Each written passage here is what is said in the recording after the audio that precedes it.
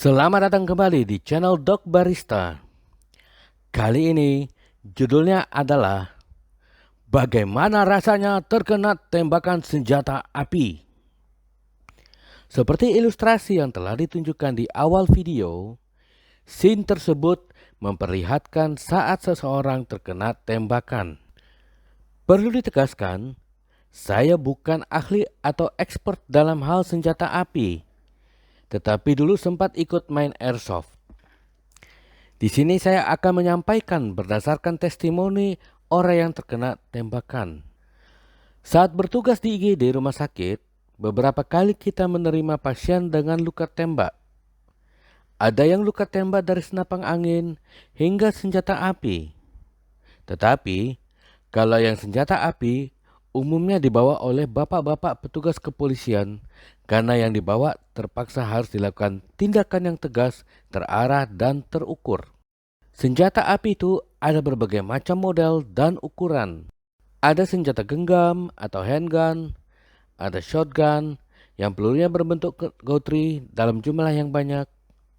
Ada SMG atau submachine gun, serta rifle atau senjata laras panjang seperti Barrett M107. Bagi penggemar film agen rahasia 007 alias James Bond, ini adalah gambaran laras atau barrel bagian dalam, di mana barrel tersebut berulir. Fungsinya adalah untuk membuat peluru berputar sehingga saat melintasi udara, peluru tersebut juga berotasi pada sumbunya. Berikut ada berbagai model dan ukuran peluru, mulai yang paling kecil hingga yang besar. Di sini kita juga bisa melihat perbandingan uang 1 penny Amerika dengan ukuran peluru-peluru yang berbeda, mulai dari yang kecil hingga yang besar. Nah, ini pertanyaannya. Rasanya bagaimana kalau tertembak? Ilustrasi berikut kita tampilkan seorang model. Kita spesifik ke tungkainya. Bila ada seseorang mengarahkan pistol ke tungkai model kita ini dan meletuskan senjatanya, maka peluru melesat menuju tungkai si model, peluru masuk menembus dan darah mengalir. Itu konsepnya. Nah, berikut merupakan kompilasi dari hasil bertanya kepada orang-orang yang tertembak. Yang pertama, ada yang pada awalnya tidak merasa kalau tertembak. Ada juga yang merasa, tetapi seperti lempar sesuatu.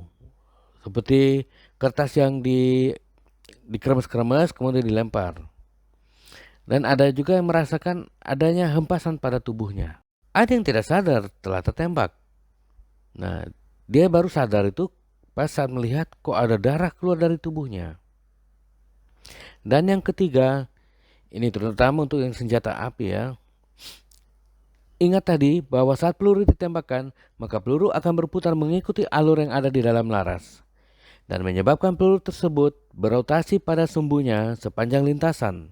Permukaan peluru itu bergesekan dengan udara dan menghasilkan panas.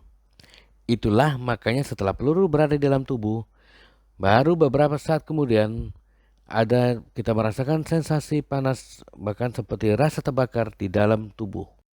Tetapi semua yang dirasakan tergantung dari bentuk, jenis, dan ukuran peluru.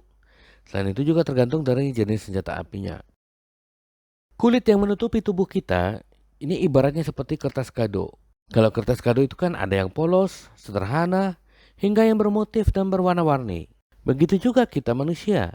Ada yang cantik, ganteng, warna kulitnya ada yang putih, sawo matang, hingga yang gelap. Tetapi bila kulit kita dipisahkan dari lapisan di bawahnya, maka kita akan tampak sama semua, yaitu tertutup oleh otot-otot.